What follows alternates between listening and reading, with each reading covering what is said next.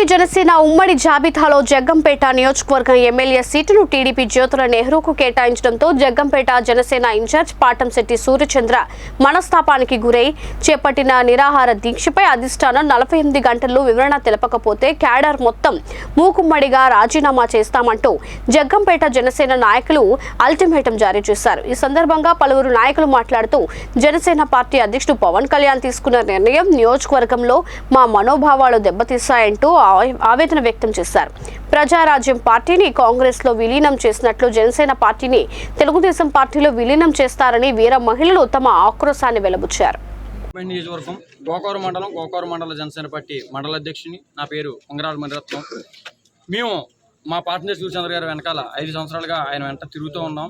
ప్రతి సమస్యపై పోరాటం చేస్తూ ఉన్నాం. అనేక దీక్షలు పార్టీ సూర్యచంద్ర గారు అనే వ్యక్తి మన ప్రస్తుతం ఉన్న ప్రభుత్వాన్ని వ్యతిరేకిస్తూ అనేక కార్యక్రమాలు చేసి ఉన్నారు. ఆ కార్యక్రమంలో విజయం సాధించడం జరిగింది. ఇదే గ్రామంలో అచ్యుతాపురం గ్రామంలో 33 kV హై టెన్షన్ వైర్ల గురించి ఆయన 4 రోజుల పాటు దీక్ష చేసి విజయం సాధించాడు. ఆ రోజు కూడా మా అధ్యక్షులు పవన్ కళ్యాణ్ గారి దగ్గర నుంచి పిలుపు రాలేదు. కనీసం ఆయన లెటర్ ప్యాడ్ నుంచి కూడా ఎటువంటి ఇది కూడా రాలేదు. అప్పుడు కూడా మేము ఎప్పుడు కూడా దిగులు చెందలేదు. ఎందుకంటే మా అధ్యక్షులు పవన్ కళ్యాణ్ గారి మీద ఆయనకున్న నమ్మకం, మా ఇన్ఛార్జ్ పార్టీ సూర్యచంద్ర గారికి పవన్ కళ్యాణ్ గారు ఉంటే అంత అవమానం.